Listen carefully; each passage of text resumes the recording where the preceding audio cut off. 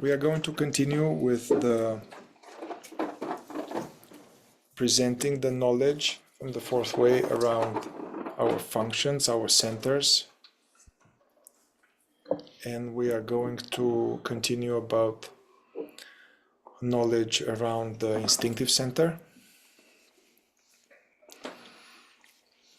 But before going in actual details of what's the function of the instinctive center and its various subdivisions, and as well as different wrong work of the instinctive center, unconscious mechanical functioning of the instinctive center when we are more in self-forgetfulness, as well as ways we can use the instinctive center to have more frequency of self-remembering, or ways in which we can devise, creatively create alarm clocks, reminders for the instinctive center to self-remember more. So before going in all of that, I would like to share something about this very knowledge, of the centers in the fourth way, as a certain reminder, as well as a cautioning. And because this knowledge comes from a higher mind, comes from sages that have discovered this. There's a lineage of sages and masters that saw the truth about this, what's happening, and they are offering, this is knowledge, higher knowledge, coming from a higher state of consciousness.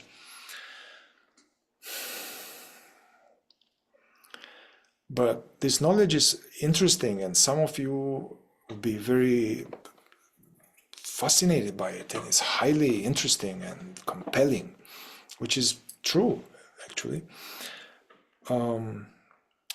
And this knowledge, as well as the knowledge about the body types or other interesting laws of the cosmology that we may discover later, all of this knowledge, in the context of our fourth way work, this knowledge is supposed to be used to develop and grow our being.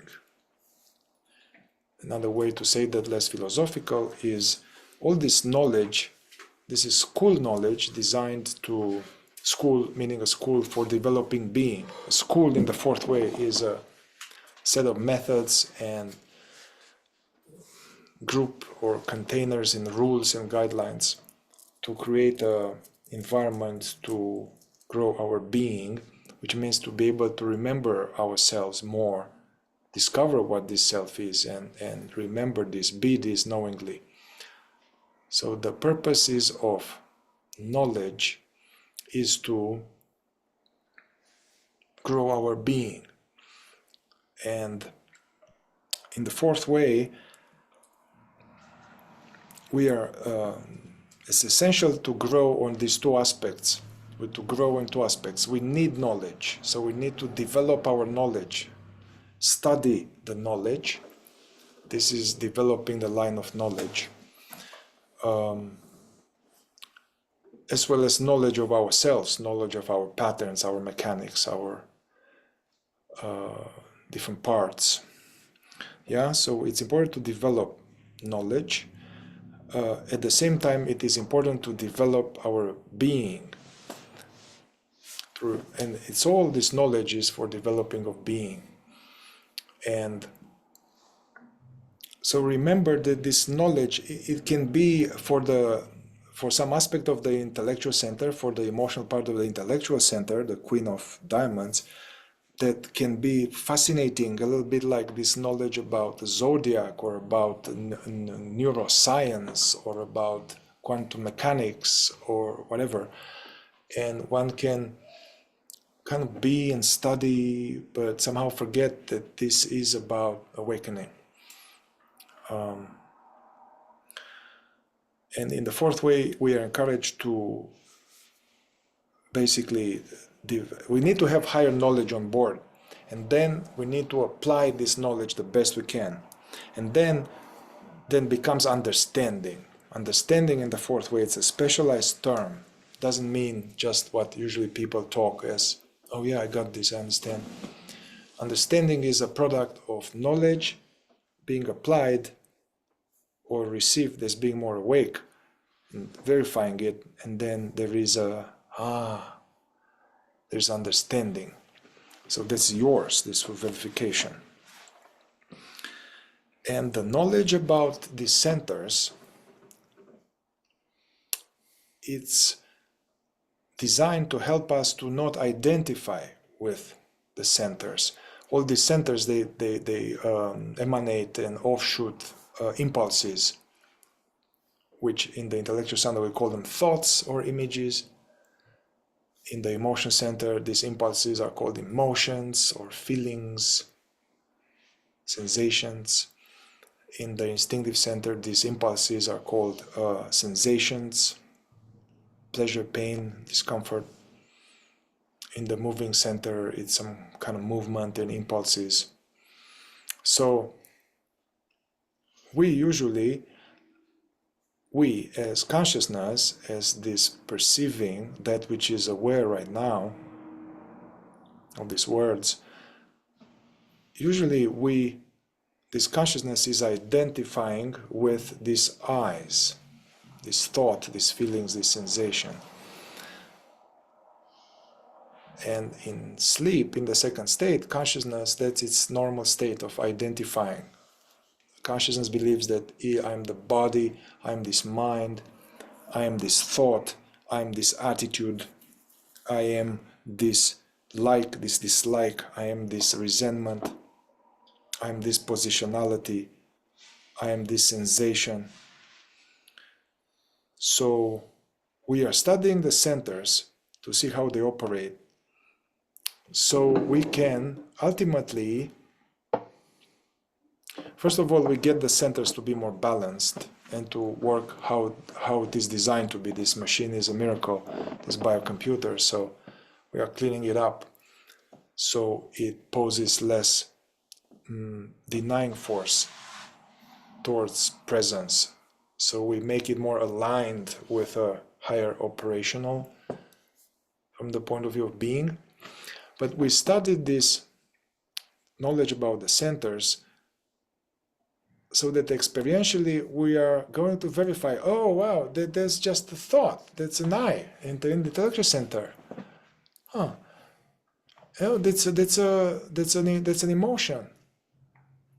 Oh, that's a craving. The instinctive center, that's a antsiness, because I gotta move, been sitting on my ass for too long. So we know them and we are less identified with them, and we are in the right relation to them as being the witnessing background.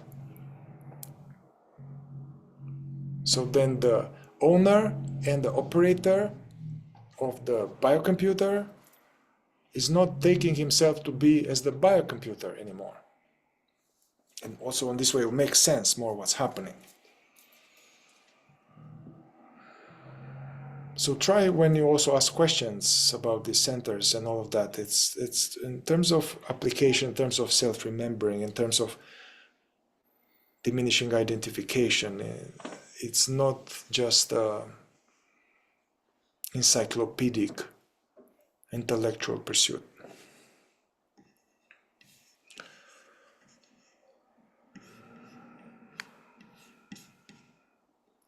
And if you have something on these lines before we go into the actual description of the Instinctive Center, Peter, feel free.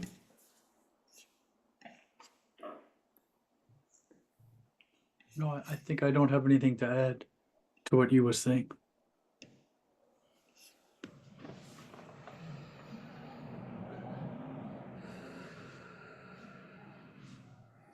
I like how Peter doesn't come straight up with something, because that's how it is. That Peter was listening, present, and then I assume is just being and checking to see if something needs to be said.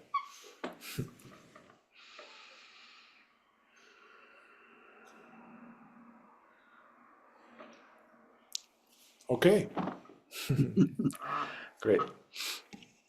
All right, so the instinctive center.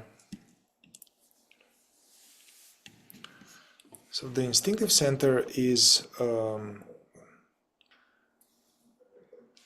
the center, the function that is fully formed and fully developed from birth, and it's operating even from being an embryo. It's, you see, the machine starts with the instinctive center with a few cells and another cells, and then it goes through all the stages of the development of being a reptilian and being a bird and being, you see the embryo changes its shapes, and then it creates nervous system, it creates the heart, then it develops itself. We don't have to do anything about it. Develops itself to develop the nervous system and digestive, and all of that is happening by nature, by God. Then the baby is developed enough. Also, they say, some masters say, David Hawkins was saying that actually the spirit, the conscious presence, doesn't enter right away in the embryo, but it enters after a period when the house is developed enough to sustain the current of spirit. And anyway, then we become a baby, and then it's ready enough to come outside the world, in the world, seeming outside the world. So the instinctive center is already is pumping blood, is creating blood cells. Cells are being born, cells are dying. It's regulating the digestive, the respiratory, the breathing, all these complex things that are usually we study in a medical science or anatomy, physiology. So all of this is happening by itself, and the baby as a person, as a mind, doesn't have to do anything about it. And the same now. So the instinctive center roughly governs various areas of functioning. The internal operating of the organism. We know we are metabolizing all of these things, and their secretion of certain things, the metabolism. Everything, it's a very complex biocomputer that is growing itself and optimizing itself. So all of this, the breaking down of the enzymes and the functioning of each organ in totality, everything else. So this is fully wired, and it has its own intelligence that is much more intelligent than our mind and intellect. And in the system, there was said that if our instinctive center were to work so wrongly as our emotional center and our intellectual center, we would have died as a species a long time ago.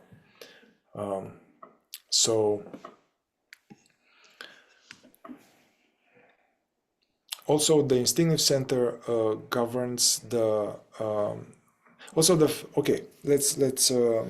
governs also these things which are a little bit more conscious, because the first part of what I described, the regulation of the enzymes and the secretion of various substances inwardly, and the development of cells and the dying of cells, and this unconscious autonomic nervous system thing is happening below the threshold of perception, and we don't need to be aware of it. It happens by itself. This will be what is called the jack of clubs. This will be the moving instinctive part of the instinctive center. And that doesn't need us to be aware of it, actually. In other paths, maybe in some yogic practices, there are certain techniques and tools to make more conscious that operation and maybe influence something, which is interesting. That's not what we are primarily focusing in the fourth way. Now there is the instinctive center is governing the activity of the senses. So whenever we talk about hearing, the five senses, hearing, seeing, tasting, the sense of weight, sense of temperature, touch, that is the instinctive center. We need that for survival. So the instinctive center as a whole, its main purpose is the survival of the species. God wants human beings to be here, and then he wants them to continue to be. So the instinctive center's role is to keep us alive and in optimal state so we can live long enough in order to procreate. So the fact that we are here listening to Mihai, it means that there's a long line of ancestors that their instinctive center was healthy enough to live long enough to procreate, basically, an uninterrupted line for like millennia. Now, the instinctive center is also you can become more conscious of it in terms of pleasure and pain. So at the level of all the senses, there are neutral sounds, there are maybe pleasurable sounds and screechy, unpleasant sounds. So that impulse that we get like, what was that? A flute. Or neutral sounds that we are not aware of because they are tuned out, or scratchy sound or loud noise. We need to be aware of loud noises because there might be a bomb or a predator or dinosaur coming after us. In terms of smell, taste, sensations on the body. So here now we have the emotional part of the instinctive center, the Queen of Clubs, that is sensing there's pleasure or displeasure connected with the instinctive center. Could be a pleasure of massage, pleasure of deep tissue massage. I mean, there could be a really strong massage that is painful, but we still do it because at some other level, the instinctive center knows that it's best for oneself and is willing to go through some pain. There's a cuisine, French cuisine, or these smells, and at the same time, the instinctive center can become twisted, corrupted in some way that it can like and be drawn to what is very bad for itself. But still, whether if it is working properly or it is a little corrupt, it's still there's a pleasure of the whatever that is in terms of tastes, sounds, these sensual things like sexual stuff, the actual pleasure of the lovemaking, and this is all the instinctive center, the Queen of Clubs, emotional part of the instinctive center.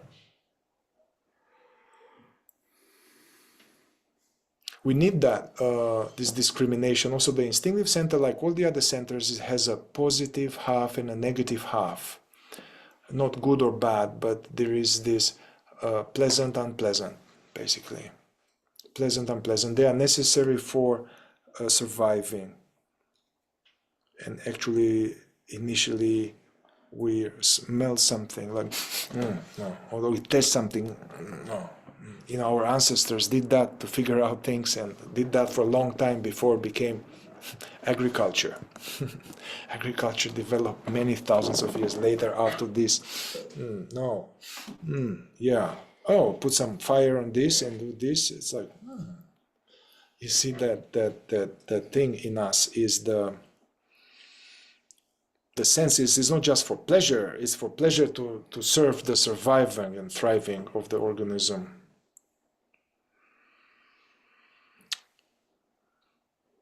Yeah, I before I go into the King of Clubs, the intellectual part of the instinctive center, I would like to open it for Peter if you want to share anything here.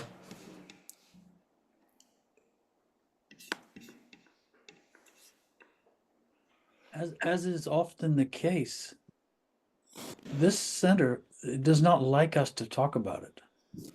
And you might be able to notice there's a little more agitation tonight. Kind of like just a little, it's instinctive. Instinctive center does not like it. And one reason is because, as Mihai said, it does operate behind the scenes. And you could almost say that it operates in stealth mode. It doesn't want to be seen. It's watching everything on an instinctive level around it. It's calculating, it's doing its own types of calculations about the temperature, food, drink, other people. And so it likes to see but not be seen. The truth is we don't actually see it. It is, of all the four centers, we could say it's the most invisible. However, we're looking at it right now because our whole skin, the skin covering the surface of our body, is part of the organ of the instinctive center. It's like our wetsuit, except it's a dry suit. And if we could peel this off, if we could take off this wetsuit, we would be shocked at what we saw. We'd be seeing, actually, then we'd be seeing the instinctive center. And it is an animal. I mean, we're part of the animal kingdom in this sense. But we all have on our suits and dresses when we have on the skin. But behind this is this stealth mode. Either it's completely invisible, as Mihai said, the heartbeat, the saliva, digestion. If something's healing in us, a broken bone or a wound, a cut, something, this brain, this center, is responsible for distributing all the energy to the other centers. And so it is like a little factory regulating, I should say, energy. Now, something we haven't mentioned is the sex center. There's another center, and it's not sex so much as in sexual, what we normally think of as sex. It's sort of like the furnace that really produces the energy, and then the instinctive center regulates where that energy goes. But we feel this sort of at a very tactile level in us, the five senses. And it's very vivid physically in us. And this is an interesting distinction to make. Your sense of yourself, your feeling of I in your mind, in the intellectual center and in the emotional center, the feeling of I, the sensitivity, the reactivity, the over-analyzing, the thinking, all of that there's a sense of psychological I. But what we're talking about tonight is this very strong feeling of physiological or physical I. We feel this is me as a body. This is the instinctive center appropriating that sense of identity, which rightfully belongs to awareness, we could say. But awareness is pouring through it and attaching to it, identifying with it. And it feels like me. This is my body sitting in this chair with this wetsuit. This is me. And everybody can see me. And that's how it thinks. And it doesn't want to be seen. Today, I was sitting on the couch in my living room, and I was sitting on the couch in front of the coffee table, and I was writing something. And suddenly there was a noise behind me. And one of the pillows fell off of the couch behind me, sort of to the side, and I saw it in my peripheral vision. And it was like, the body reacted. And it was so interesting because very quickly there was the sense either my wife had come home early from work unexpectedly and had come into the living room, and I didn't know it until right at that moment, and it was sort of a shock, or someone had entered the house, like a stranger. And this was the instinctive center reacting and it was just a pillow falling off the couch. But this is how on alert it is all the time. It's on alert really 24 hours a day, these five senses. And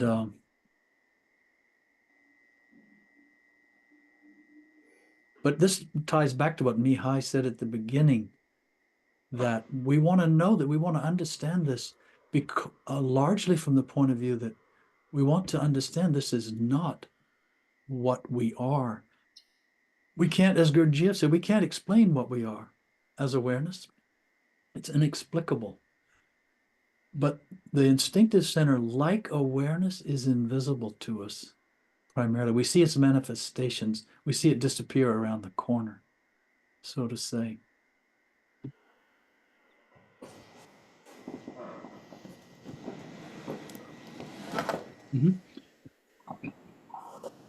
But just to finish, Mihai, I wanted to just emphasize that one point I made, which is trying to feel the difference between a psychological sense of I and a physical or physiological sense of I. This is interesting to notice in ourselves, and it can change from moment to moment. Which one is more predominant, depending on what's happening, largely with the instinctive center.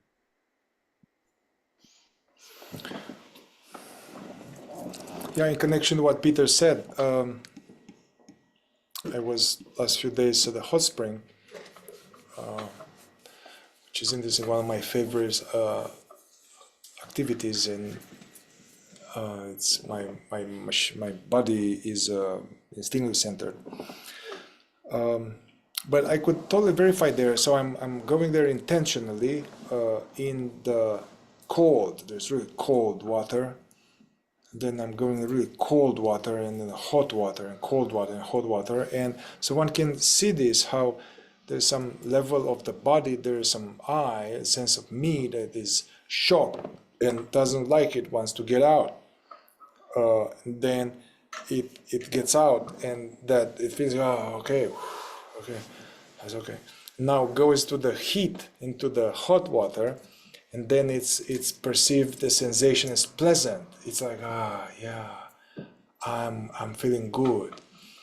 And then, but after a few minutes of the hot, that hot becomes hot, and it's like, I gotta get out of here, I gotta get out. So that's very more easy to observe this the I as the instinctive center. Yeah. Also, at some point, it's like, I'm tired. I'm tired.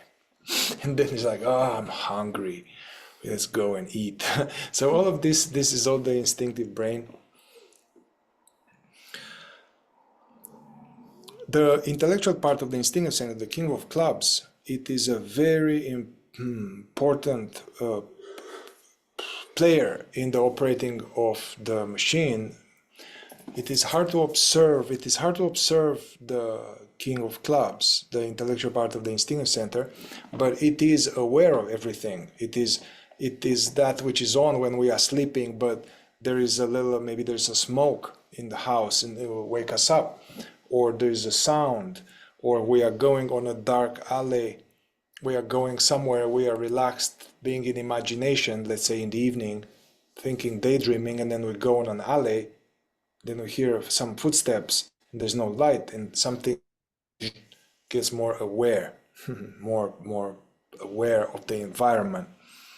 Or all this in a war, if you can imagine war, or any intrusion or theft or something like that. Now you have to deal with this type of survival situation.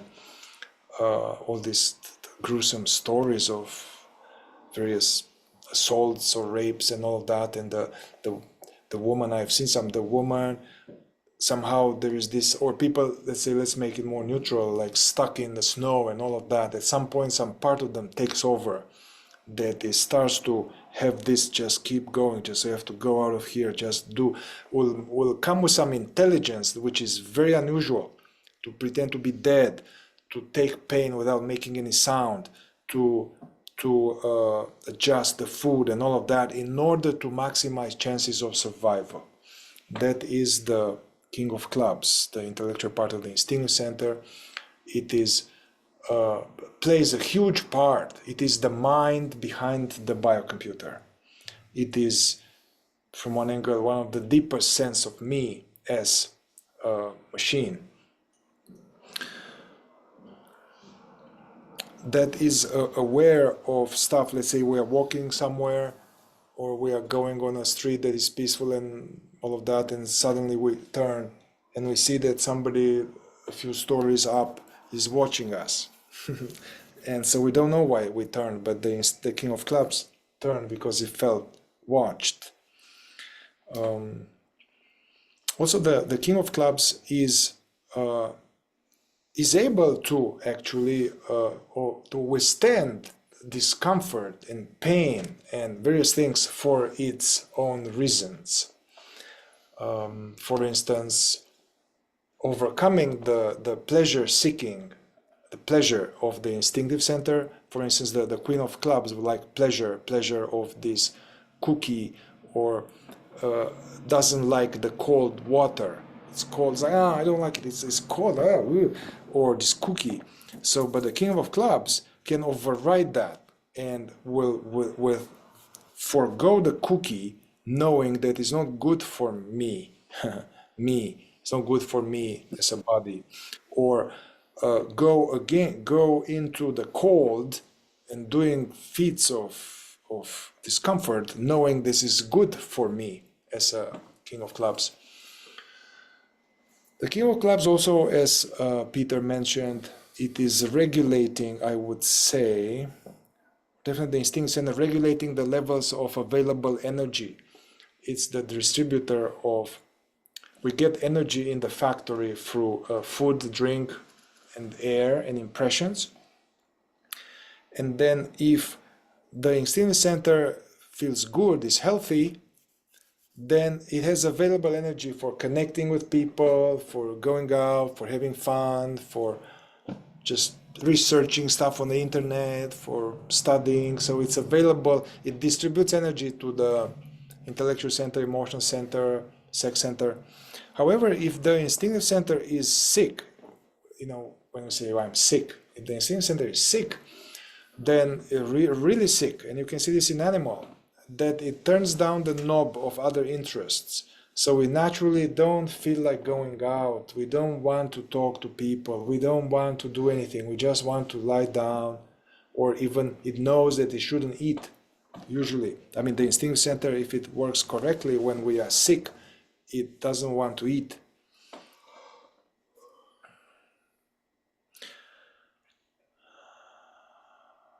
The instinctive center, the King of Clubs, may be interested in this kind of special powers, which are seemingly connected to spirituality, the so-called CDs, ability to hypnotize people, or ability to see aura, or ability to move energy, or to influence people, or have intense eye contact with some kind of gaze, with some kind of intention.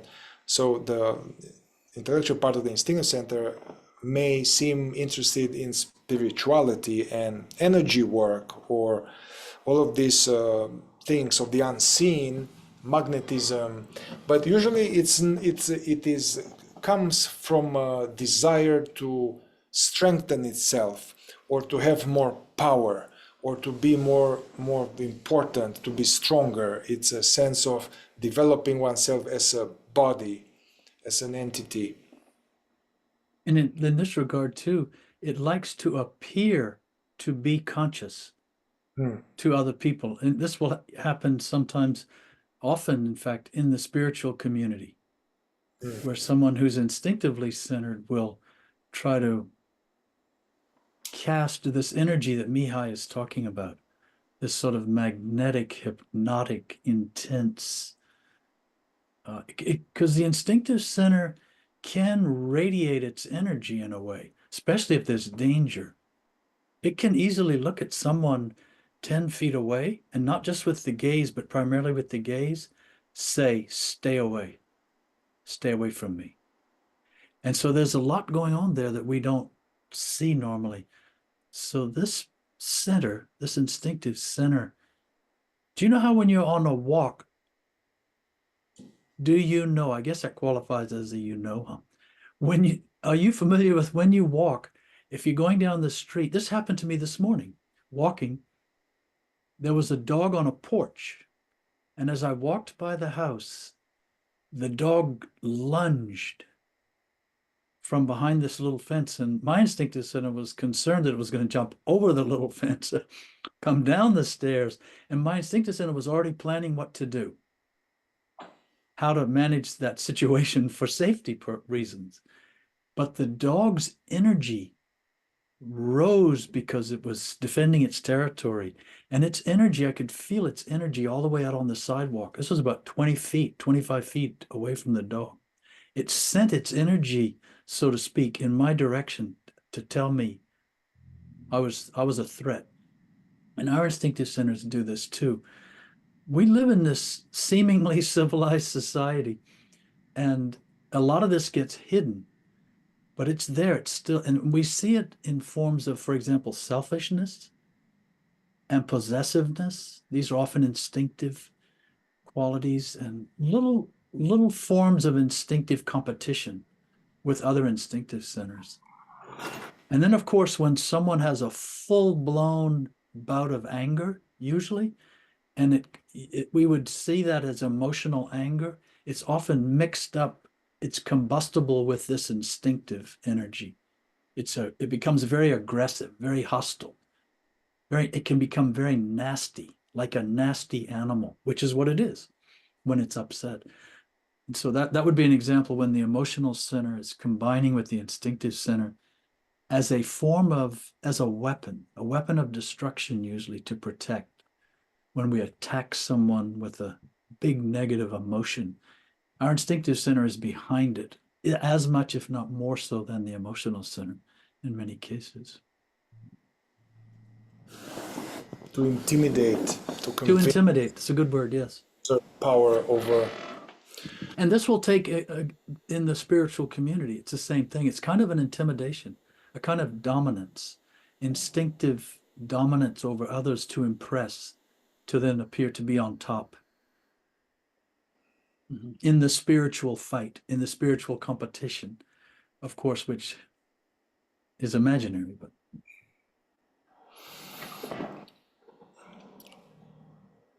being in a civilized world, at least us here, so-called civilized world, where we don't have to, it still operates, but we don't have to fend for our safety and burglars or whatever, wild animals and all of that. So the more, even if the world is extremely civilized and all of that, the same instinctive, the king of clubs in the instinctive center, basically its pursuits are transferred into a modern society. And what the instinctive center wants to survive, to live forever, wants to be comfortable, wants to avoid discomfort, unless that discomfort is good for itself. And it wants safety and security. And all of these are fine, and we share this with our mammalian brothers here. But in the more civilized world, this thing will disguise themselves in the form of money. So money is the thing, and the bank account, and the safety, stability around money in bank account, the energy around money, fear of not having money, wanting more money, this or that. So that's the realm of the instinctive center. And position, you'll see it in business. It'll become competition for hierarchy. And this is often how the instinctive center in the 20th century, 21st century will manifest. Someone will get a raise or a promotion in a company, and suddenly they'll start treating people very differently. And it's not just emotional, it's the instinctive center. Instinctive center is on top. It's in a competition for survival. And in civilized society, it's a competition for hierarchy. And animals do this when they compete for mates and things, and even when they establish groups, there's a hierarchical thing that happens based on physical power. and force and energy and sometimes magnetism. And it's very brute-like. And ironically, we see this in the business world often, educational world, in the government. The government, these secret agencies, they are almost like the king of club. They almost are the king of clubs of the country, of the government, these secret agencies. They work in stealth mode. They're always looking at us from a certain view. They prefer to see than to be seen. And this is not an accident. You can see these centers of gravity, these different parts of centers in all aspects of the country, the culture, the economy. It's an interesting study. Can I ask about that? A little bit more. Now, from the point of view of not just the study of the centers and what it does, but a little bit more information around what to watch out and what is important from the point of view of the work, what we need to know about it. First of all, the instinctive center is not interested in awakening. Is not interested in making effort and being uncomfortable for other reasons. So it's not, wants to be comfortable in life to be easy.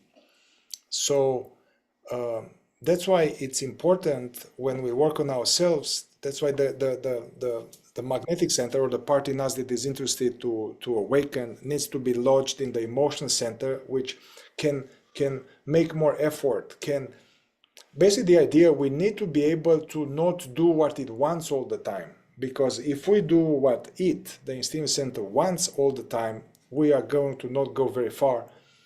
And in order to pierce another states of being, we really need to work, put a lot of energy and attention, time, money, effort.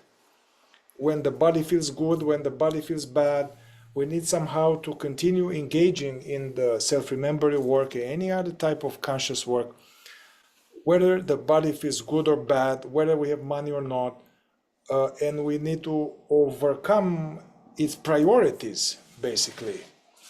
So that's why one needs to rise above the instinct center agenda in order to be successful in this work. It's one reason too why we used to, in our former school, there was a lot of hugging, not hugging for its own sake, but because when we would come together, and this happens in groups, instinctive centers are very careful about not letting other instinctive centers interfere in their little aura, little energy field. The instinctive center does not want other instinctive centers to intrude. And that involves touch often. And so sometimes just touching somebody else's hand or giving a hug is a way that can. Now, of course, we would do this among ourselves, not, walk down the street and start hugging people, but or at work, hug everyone.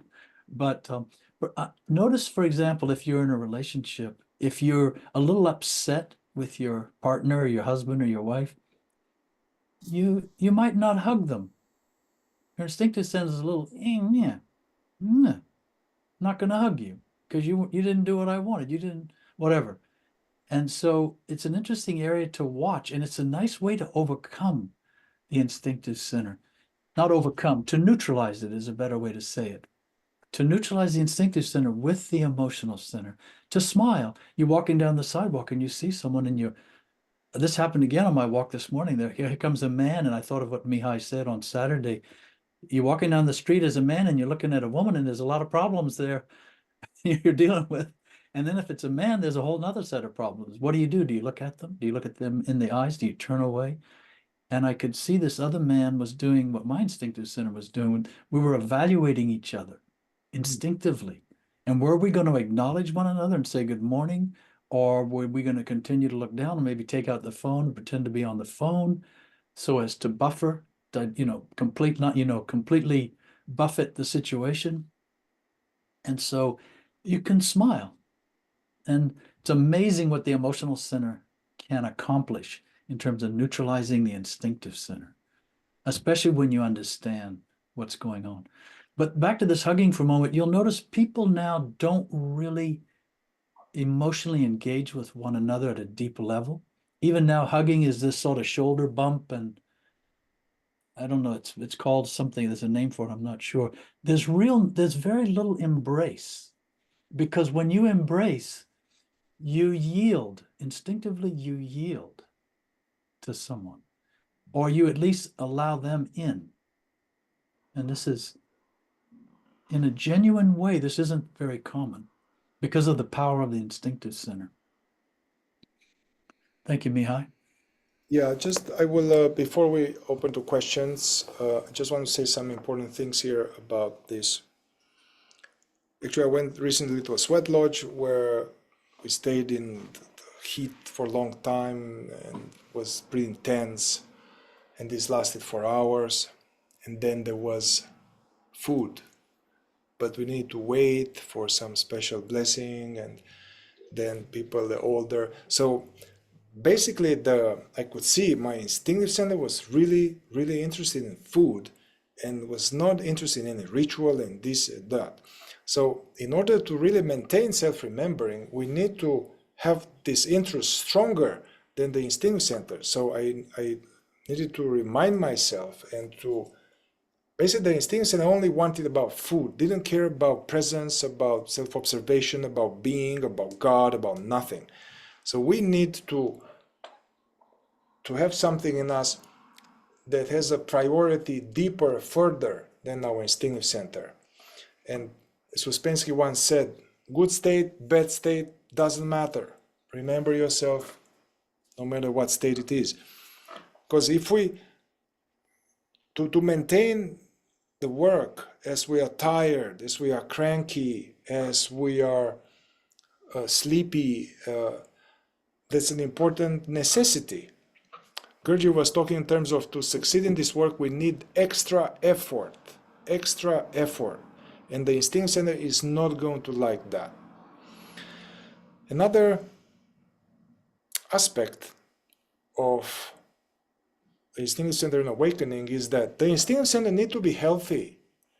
The instinctive center needs to be healthy, not to be too much of a denying force if there is something we can do about it. Of course, at some point we may get a disease and we may have some condition, and that can be worked with and transform the suffering of that. But that's why all these yogic practices, they are balancing the body, making the body more balanced. They are making the body more sattvic, to have balanced energy, what we eat. We need exercise, we need the right sleep, we need all of these things. So it's interesting. The instinctive center ideally is healthy and vibrant, yet it is not in charge. So it is important to also bring balance to the instinctive center if there are some kind of bad habits. So part of the work on ourselves, we can do a lot of psychological, emotional, mental, or sincere meditation stuff, but it is hard to really go far if the instinctive center has some wrong work in connection to food, substances, addictions, stuff like that, or it just hurts itself. So I just want to put this on the table. Some of us, we don't have to deal with it. Some of us, we have to deal with it. So it's important to optimize, strengthen the instinctive center so that we live long, so we have time to develop our being. And then at the same time, not just be the instinctive center, because there's a whole world, a whole industry, all of these creams and all of this stuff, fitness. It's just, hey, it's just fitness and optimization for its own sake. Also, something you just said, Mihai, that this is a good example of the wrong work of centers normally, is when the emotional part of the center completely overrules the intellectual part. In right work, it would operate in tandem with and cooperation with, and the intellectual part of the center would maintain its governance, you could say, of the center. So for example, when we gorge ourselves with food or drink or drugs or sex or something. This is the emotional part usually of the center. And now we're talking about the instinctive center, of course, but these are its territories in many instances. It's where, ironically, this remarkable King of Clubs, intellectual part of the intellectual center, loses, sort of gives up, gives in, is taken over by, is dominated by the emotional part of the center. And this is often characterized by a certain fervor, the fervor of identification. And this is part of establishing right work, is establishing the right connection between the intellectual parts, the emotional parts, and the moving parts of centers. It doesn't mean we have to be rigid. It doesn't mean we have to be in control, it doesn't mean we have to be controlled all the time or anything like that. It means that the attention in the intellectual parts of centers is not sacrificed to be burned through the indulgence or the addiction or the compulsion of the emotional parts of centers. And here, I know from experience and clinically that you can't stop there. So if somebody has some wrong work No. on the instinctive center and addiction, so therefore the seeming emotional part of the instinctive center craves something no matter what. I'm going to do this no matter what, the vodka, the food, the substance, My instinctive center does it with potato chips. I know Yeah. it sounds meek compared to drugs or alcohol, but sometimes with potato chips, there's no discussion anymore in the instinctive. No, it's time. And even the King of Clubs knows that in 2 hours or 3 hours, it will not feel well because of the potato chips. But no discussion, no matter, no, potato chips, here we go. Yeah. You have a very mild thing, Peter, but people Well, that's just one example. I won't go into my laundry list. stronger stuff. And what I want to say is that when it gets to this point when the instinctive center engages ongoingly in something that hurts the instinctive center and everything else, it's usually because of some emotional reason. So now we go into the basement. So there's the subconscious pain body, and the machine learn how to soothe itself, balance itself with some kind of stuff like that. So I just want to put this on the table, what drives addiction as well. So we don't make bad the instinctive center. It's actually, it's Yes. a lower state of consciousness. That's what's it's as the Egyptian text will say, the only problem is the problem of consciousness. And this is interesting too, because many times the instinctive center gets bad press when we talk about it and we look at it. It's the enemy, and in some instances it is the enemy psychologically, metaphysically. As Mihai said, it's not interested in awakening, and so it will stand in the way. It will put itself first rather than us putting the being of presence first.